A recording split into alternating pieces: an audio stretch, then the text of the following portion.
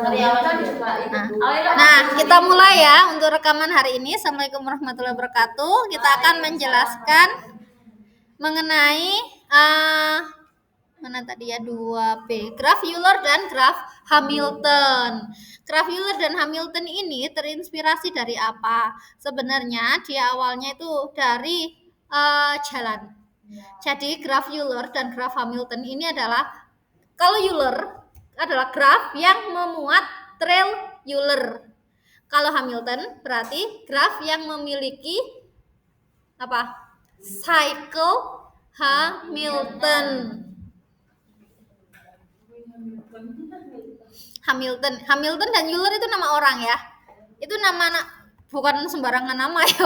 Itu adalah nama ahli matematika. Jadi beliau-beliau itu adalah penemunya yang namanya trail Euler dan cycle Hamilton. Jadi misal suatu saat Anda menjadi seorang matematikawan dan Anda menemukan suatu teori atau di graf, pada graf ini Anda menemukan bentuk aneh ya, bentuk yang tidak ada pada teori yang sudah ada, maka Anda boleh menamai dengan nama Anda dan mempatenkan temuan tersebut. Misal lintasan Aprilia, lintasannya seperti apa itu Bu? Itu lintasan bebek. Awal dari graf Euler dan graf Hamilton ini adalah dari masalah explorer atau masalah penjelajah dan masalah travelers, masalah pelancong. Kalau seorang penjelajah, bayangkan Anda itu adalah seorang penjelajah. Saya ingin menjelajahi di semua jalan-jalan di Kota Malang. Kira-kira dari Kota Malang ke Geden Jodipan ya, misal saya ingin menjelajahi desa Jodipan, misal seperti itu. Kira-kira dia menjelajahnya itu hanya titik-titik, dari satu titik ke titik aja, ataukah semua jalan yang menghubungkan semua titik itu? Semua jalan. Jadi dia harus menjelajahi semua jalan. Itu adalah masalah penjelajah. Dengan kata lain, kalau kita buat kota tersebut sebagai graf itu adalah titik dan sisinya itu adalah jalannya, maka explorer problem atau masalah penjelajah dia harus melewati semua sisi. Tapi kalau traveler problem, masalah pelancong itu kan orang turis ya. Nah, turis itu mau mengunjungi apa sih? Mengunjungi setiap jalan ataukah mengunjungi setiap pos wisata? Setiap posnya ya. Jadi misal wisatanya dalam satu Malang ini ada wisatanya ada 5. Apakah dia akan menjelajahi semua jalan yang menghubungkan 5 ini dengan semua alternatif jalan akan dia kunjungi? Ataukah hanya 5 ini di titik-titiknya saja dengan satu jalan alternatif? Hanya satu rute alternatif. Itu maka namanya adalah traveler problem atau masalah pelancong. Nah, untuk masalah penjelajah, dia mengarahnya pada trail Euler. Anda masih ingat yang namanya trail itu adalah tidak boleh mengulang sisi. Jadi dia nggak boleh mengulang sisi, nggak boleh mengulang jalan yang sama karena dia ingin menjelajahi semua. Kalau kita logikakan, ini mirip apa ya? Ini kayak Pak Pos. Kalau zaman dulu Pak Pos ya, sekarang JNT, kurir kalau sekarang. Tapi kurir kan nggak di setiap rumah-rumah langsung, ya setiap rumah sih. Kalau Pak Pos dulu Pak Pos yang nggak ada, bayangkan nggak ada kurir lain, nggak ada pengiriman lain, hanya Pak Pos ya yang mengirim. Pak Pos itu kan harus mengirim ke setiap rumah-rumah. Misal Pak Pos itu harus mengirim edaran dari pemerintah tentang sosialisasi pajak. Nah, dan sosialisasi pajak ini harus dikirimkan ke setiap rumah. Jadi Pak Pos ini harus mengirim melalui semua jalan-jalan yang ada rumahnya. Nah, kalau masalah pelancong ini, masalah Pak Pos ini ujungnya ke trail Euler tadi. Kalau pelancong ini masalahnya ke Hamilton. Kita coba lihat ini dulu ya. Misal, misal ini mulainya dari A. Yang ini A, B, C, D, E, F, G itu adalah titik-titik kota-kotanya, cities ya di sini. Lalu sisinya ini adalah jalan yang menghubungkan antar kota. Penjelajah ingin menemukan rute yang dimulai dari titik A, berjalan ke setiap sisi tepat sekali dan berakhir kembali ke A. Jadi kayak Pak Pos tadi ya, dari A dia mau ke mana? Dia harus menjelajahi jalan yang B ini ke F, mau ke A lagi, kembali lagi ke F. Efektif nggak kayak gitu? Enggak. Nah, bagaimana caranya? Itu adalah algoritma adalah solusi yang harus kita temukan. Kira-kira rutenya Pak Pos ini harus apa ya? Biar nggak kayak gitu tadi. Dari A ke B, B ke F, ke A lagi. Loh, kok ke A lagi? Nggak efektif dong. Dari F kemana? Mau ke G. Oke, dari G kemana? Ke B, C, G lagi, ke E, ke C, ke D, ke E, ke F, kembali ke A. Nah, bagaimana cara kita mencari rute yang paling efektif ini? Itulah yang akan kita cari optimalisasinya. Maka rute yang dapat dilalui adalah A, B, C, D, E, F, B, dan ini ya, ini ada 2 kemungkinan rute. Kalau mau melintasi semua jalan, ada kemungkinan 2 rute yang harus ikut. Jadi dia bisa memilih. Kalau Pak Pos, Mbak aku lewat endi Mbak iki Mbak aku cek gak ono sing bolak-balik ngono Mbak cek sekali lewat tok. Saya hitungan pakai graf Pak ya. Nah, hitung pakai graf. Kalian memetakan pakai graf. Rutenya ini Pak. Ada 2 alternatif Pak. Saya nemu rutenya Anda boleh dari A ke B atau A ke F dulu Pak. Jadi rute alternatifnya ini dan ini. Bapak silakan mau pilih yang mana. Nah, seperti itu ya. Kalau pelancong, dia kan ingin menemukan rute tur ya, dari kota A mengunjungi setiap kota-kota yang ada. Kita ikut dulu. Pelancongnya mau dari kota A ke setiap kota yang ada. Rute apa yang harus dia lewati? Anda tour guide. Mbak, saya pelancongnya orang itu ya, orang Rusia mungkin ya, cantik sekali di situ ya dia. Mbak, saya nggak mau kepanasan, saya mau itu ya rute yang paling efektif. Untuk melewati semua mau kota-kota semua ini mau saya lewati semua, Mbak. Ini mau saya kunjungi semua. Gimana rutenya, Mbak? A, B, C, D, E, G, F, A. Ada alternatif lain nggak, Mbak? Takutnya nanti ada macet atau longsor. Ada A, F, G, ke B, nanti nggak bisa balik loh. A, F, E, E, D, C, G, B, A. Loh Mbak, ini kan sama aja kayak tadi, cuma diwalik. Maunya saya rutenya beda. Muter aja Mbak, langsung Mbak. Engko terakhir teko G ku sak karepmu Mbak, Mas ini. Boleh ya. Nah, itulah di sini contohnya A, B, C, D, E, F, A atau A, F, E, D, C, G, B, A. Ini masih belum mempertimbangkan jarak antar jalan ya, belum mempertimbangkan jarak jalan. Ini masih diasumsikan jaraknya sama. Nah, maka dia akan mencari cycle yang hanya melewati setiap titik tepat 1 kali. Itu namanya cycle Hamilton. Kalau trail yang melewati semua sisi tepat 1 kali, itu namanya, dan kembali ke awal ya, itu namanya trail Euler. Agak sulit memang ini ya teorinya yang ini, makanya saya ingin menjelaskan langsung.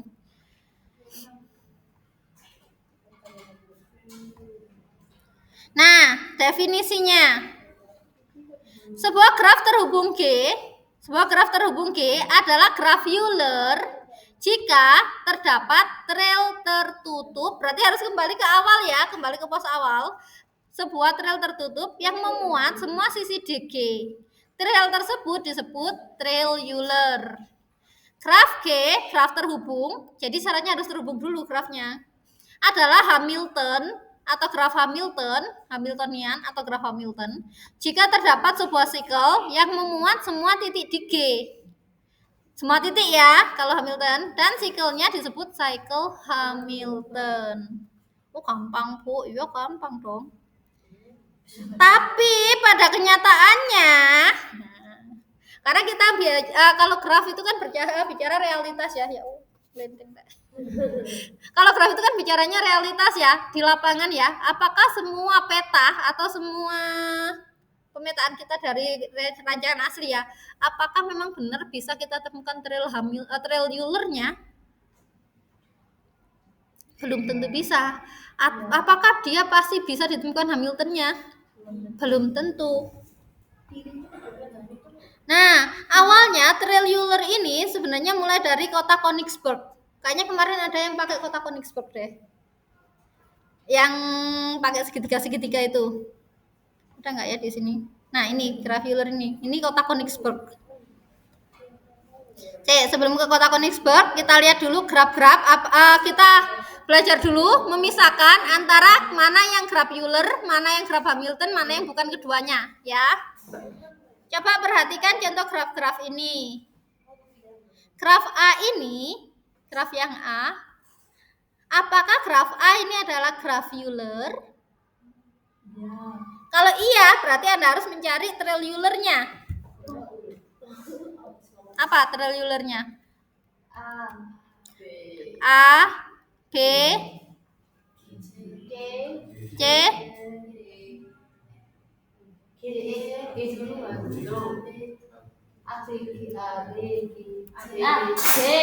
A, B, C, D, E, C, G,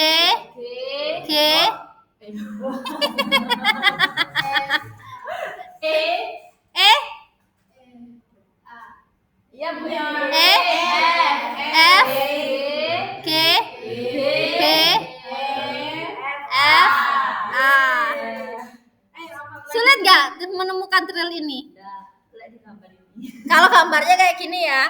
Nah, nanti akan ada algoritmanya untuk mencari trail Euler. Namanya algoritma Flurry. Nah, karena kita bisa menemukan trail Euler, temukan trail Euler-nya, Anda ketik ya trailnya itu di apa aja, maka dikatakan graf A ini merupakan graf Euler. Apakah graf A ini graf Hamilton? Ya. Ya Allah. Kalau graf Hamilton berarti carilah cycle Hamilton-nya. Berarti cycle yang melintasi semua titik dan kembali ke A. Apa? A, B, C, D, E, G, F, A. Ini adalah cycle Hamilton. Maka graf A ini merupakan graf Hamilton. Bagaimana graf B?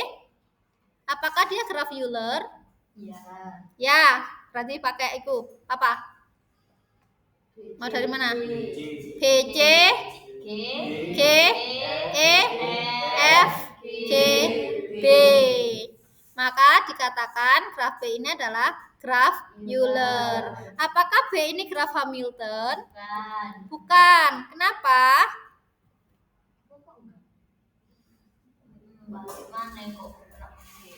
Ada nggak cycle Hamilton-nya? Tidak ada ya. Misal B, C, G, E, F. Balik ke B-nya gimana? Nggak bisa.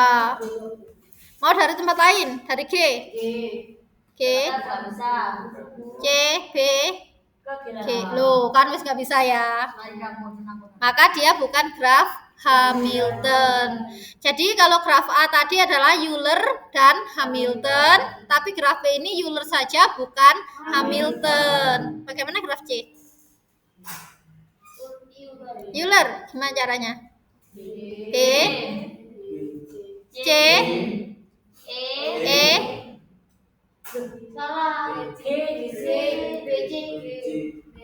C, mau ke G?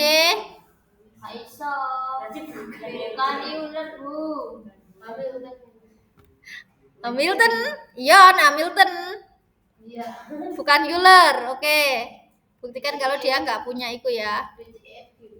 Kalau Hamilton, B, C, E, F, G, B.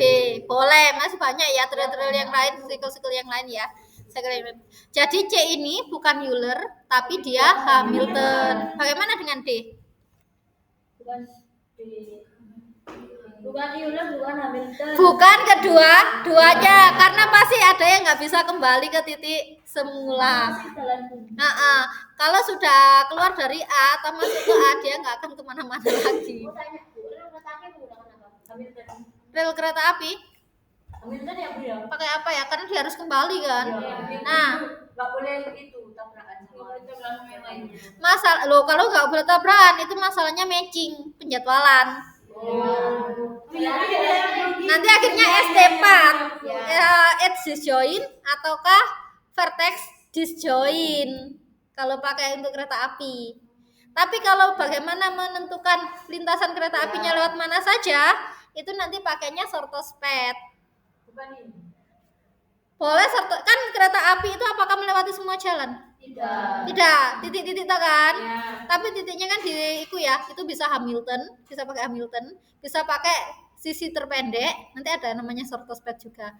Tapi kalau penjadwalannya tadi pakai matching, kalau agar dua kereta api nggak ketabrak, berarti grafnya harus memenuhi edge disjoin. Edge apa vertex disjoin? Disjoin titik apa disjoin sisi? Sisi. Berarti dia harus disjoin sisi. Kalau dari satu titik ke dua titik yang lain, kalau ada dua kereta dengan jadwal yang sama, titik awal dan akhirnya sama, tapi satunya mungkin dari sini, satunya sini ya, maka dia harus disjoin sisi. Tapi kalau jadwalnya beda, apa harus disjoin sisi? Enggak. Ini sampai sini, ini misal disjoinnya sini, lalu pakai jalurnya kan boleh. Nah, mumet ternyata ya untuk aplikasi sebenarnya. Kalau kita kan masih belajar dasarannya.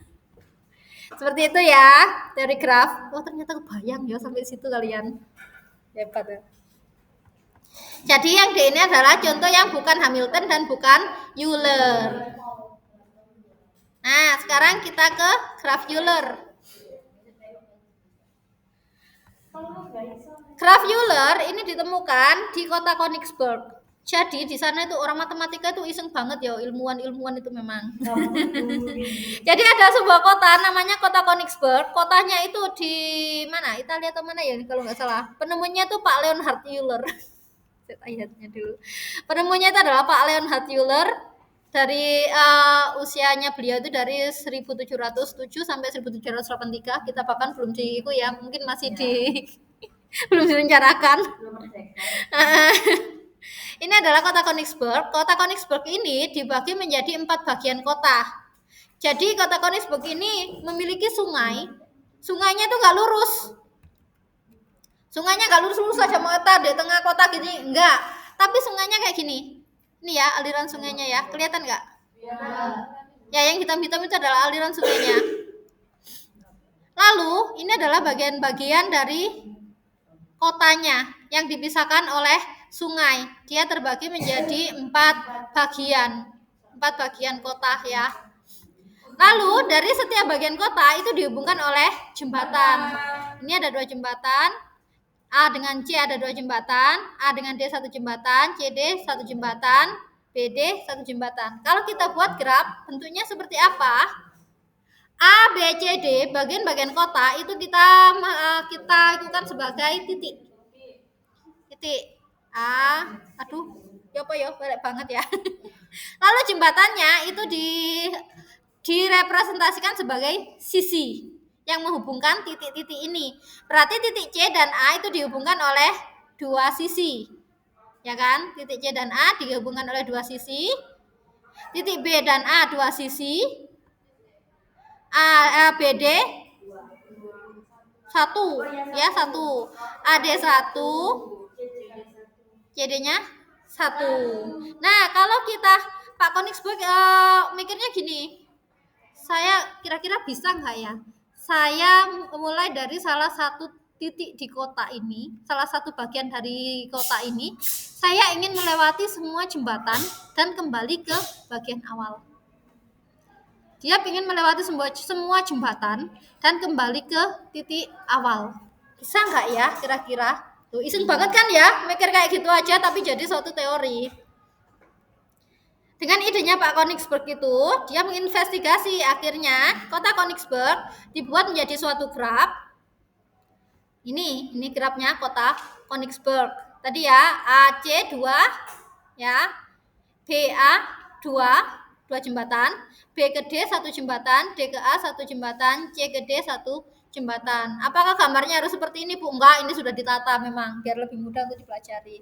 Nah, sekarang coba cari Rute mana agar Pak Euler tadi bisa melintasi semua jembatan tepat 1 kali dan kembali ke awal. Pilih awalnya dulu. Mau C? Oke, dari C. CD. Dari D ke B. Dari mana lagi?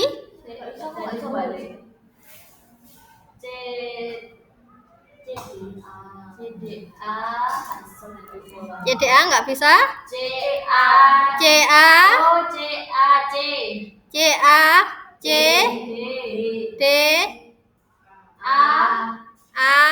B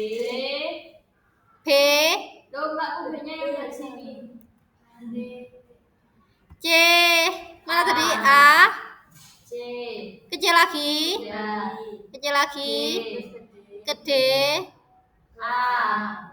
ke A, ke B. Harus A dari depan. Jembatannya sama.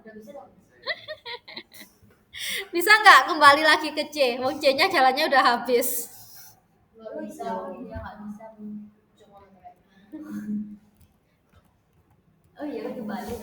Nah, akhirnya Pak Euler di sini menemukan ternyata bagaimanapun saya mencarinya nggak bisa saya kembali ke titik awal. Mau dari C, CD ke B, B-nya ke A, dari A kemana ya? Nggak bisa. Gimana ya? Nah, Pak Koningsberg akhirnya berpikir dengan keras bagaimana cara mencarinya. Jelaskan untuk menemukan sebuah rute hanya melewati jembatan tepat sekali dan mungkin jika dan hanya jika kondisi terpenuhi. Ternyata Pak Euler ini nemuin, oh ternyata saya baru bisa melewati tepat sekali jika kondisi ini ada. Ketika kita menyeberang ke salah satu bagian dari kota, kita pasti harus ada jembatan untuk meninggalkan kota tersebut. Jadi kalau ada jembatan masuk, harusnya ada jembatan untuk keluar dari kota itu. Dengan kata lain, berarti ada minimal harus ada berapa jembatan untuk satu bagian kota? 2. Harus boleh 4? Boleh 3? Nggak boleh. Jadi sekalinya masuk ke suatu bagian kota, dia harus ada jembatan lain yang membuat dia keluar kota. Jadi jembatan kotanya itu harus genap. Jembatan tadi apa?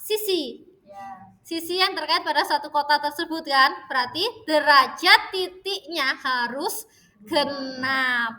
Oh, berarti graf Euler itu syaratnya apa? Derajatnya harus genap.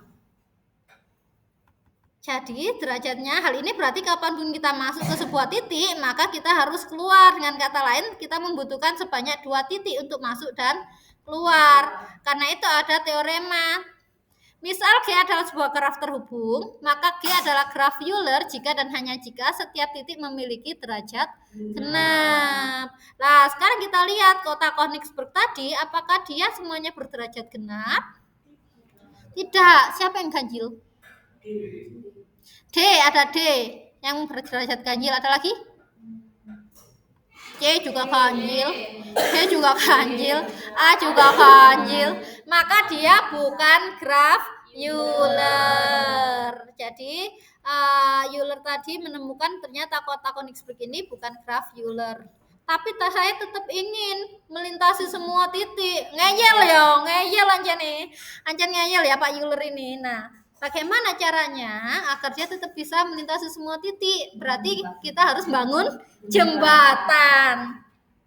Sebuah graf adalah edge traceable jika terdapat trail terbuka yang memuat semua sisi dari graf. Jadi, dia itu adalah edge traceable. Kalau trail Euler itu kan harus kembali ke awal. Tapi kalau dia bisa melewati semua sisi tapi nggak bisa kembali ke awal, itu namanya edge traceable. Trailnya terbuka, nggak bisa balik tapi ya. Nah, ada teorema akhirnya.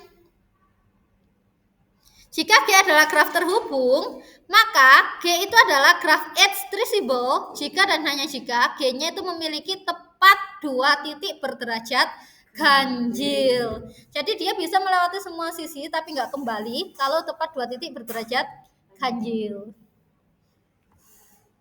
Nah, sekarang kalau kita menjadi Pak Euler, kita harus bangun jembatan di mana agar semuanya berderajat genap.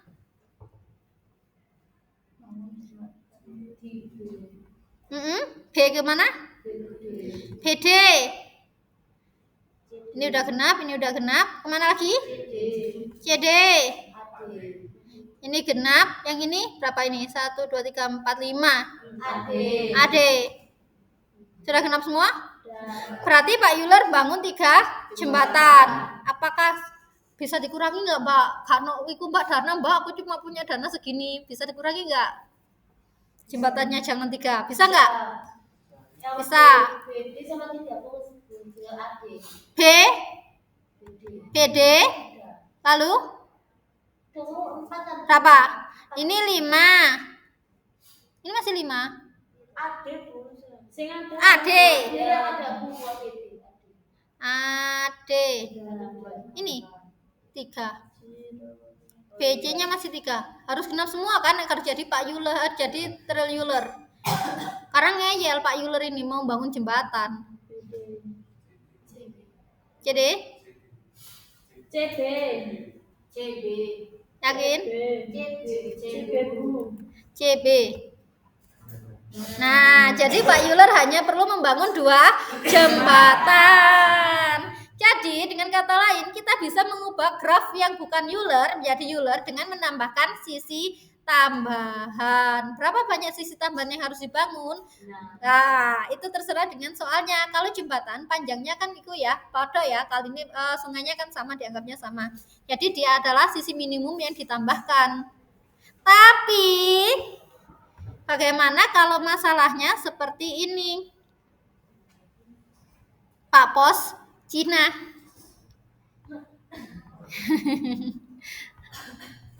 Ini Pak Pos, namanya masalah Pak Pos Cina ya. Jadi seorang tukang pos kan harus menjelajahi semua jalan kan untuk mengirim ke setiap rumah yang tempat dia ditugaskan. Sekarang apakah ini graf Euler? Kalau Pak Pos Cina ingin melewati semua tepat sekali, berarti kan harus graf Euler. Kalau graf Euler berarti semuanya berderajat genap. Apakah ini Euler? Bukan. Kenapa? Karena W dan V ini berderajat ganjil. Nah, sekarang ini 2, 1 ini adalah jaraknya. A ke B jaraknya 2 kilo, B ke V jaraknya 1 kilo. Nah, sekarang jalan apa? Masa Pak Pos harus melintasi bangun jalan? Enggak, bukan bangun jalan. Berarti Pak Pos ini melewati jalan itu lebih dari 1 kali. Berarti tambahan sisi apa yang harus ditambahkan? Masa gini? B ke V, boleh. Pak Pos buka jalan baru. Nggak boleh ya. Nah, ini kan beda dengan Pak Euler yang mau bangun jembatan baru kan. Ini Pak Pos. Pak Pos nggak mungkin bangun jembatan baru. Berarti gimana? Ini tak tutup panen kok kalian ketok. Wis hafal.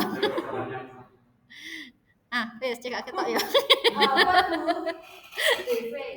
Nah, sekarang kalau kita mau nambahkan ya, Bu, kenapa nggak langsung aja BC CW? Berarti jarak yang ditempuh Pak Pos nambah berapa? 5, yaitu B ke C itu 2. Ya, berarti kan dia harus melewati BC itu 2 kali ya agar dia genap. Lalu C ke W 3, berarti dia nambah 5 kilometer. Apakah ini sudah optimum? Belum. Coba kalau kita lewatnya sini. Ini ke D. Tuh, Kak Iso yo. Ini ke V sini 7. Oh, tambah besar. Ada yang lain nggak ya? VB ini 1, nambah 1 kali, nambah 2. Berapa? 6.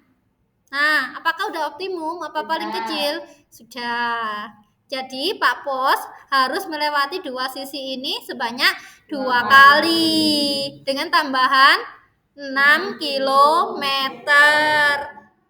Tapi rutenya apa, Mbak? Aku lewat kono 2 kali, rutenya dari mana? Nah, berarti kita tetap cari Trial Euler. Dari A, berarti dia harus kemana? B. Rumit nggak kalau kayak gini cari trilnya? Rumit ya. Ada yang namanya algoritma Flurry. Nah, ini Pak Flurry mungkin ya, nggak tahu saya namanya siapa. Ini namanya algoritma Flurry. Jadi masalah Pak Pos Cina, pertama kita harus mencari tambahan sisi paling minimal. Setelah kita cari tambahan minimalnya, kita harus cari rutenya. Masa nyarankan setengah-setengah? Ya, kasihan dong Pak Posnya udah tua. Ada yang namanya algoritma Flurry. Algoritma ini adalah yang digunakan untuk mencari trail Euler dari suatu graf. Jika G adalah graf Euler, jadi sarannya harus graf Euler duluan ya, jadi harus genap dulu kan. Maka langkah yang dilakukan untuk mencari trail Euler adalah sebagai berikut. Pilih titik awalnya, pilih titik awal, lalu setiap tahap titik yang ada, pilih jembatan jika tidak ada alternatif lain. Apa sih jembatan? Ini loh jembatan. Bukan jembatannya Pak Euler ya. Ini yang dimaksud jembatan. Jadi kalau jembatan itu adalah sisi yang kalau kita hapus menyebabkan graf tidak terhubung. Itu namanya jembatan. Kalau langsung praktek, ini misal ada contoh. Nah, ini graf A ini ya. Contoh graf awalnya ya. Graf awalnya kan graf A ini ya. Nih. Pilih titik awal. Jadi nanti kalau misal ada pertanyaan, carilah rute untuk Pak Pos Cina menggunakan algoritma Flurry. Pilih titik awal. Misal awalnya apa? Titik awalnya A, ditulis. Ya, jangan langsung rutenya jadi gitu. Aku mau karo nyentuh porai. Nah.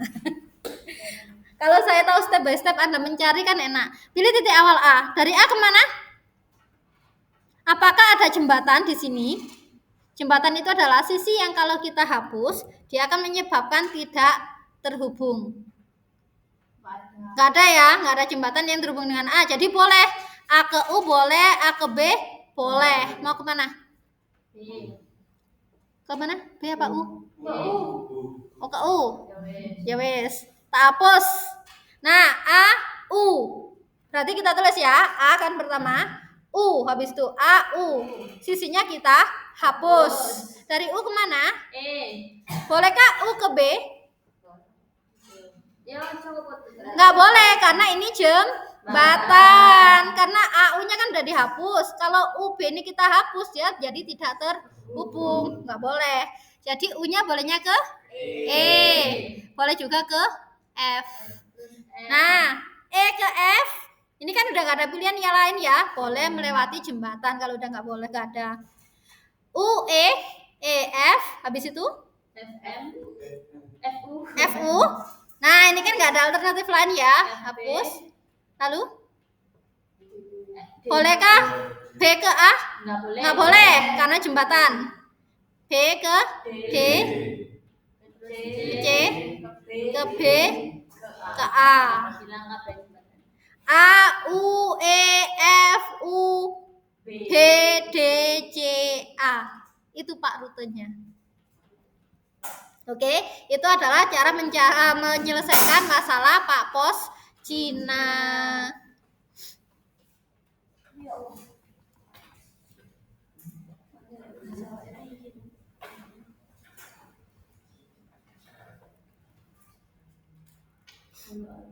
Nah, ini sebenarnya tugas ya sebenarnya ya.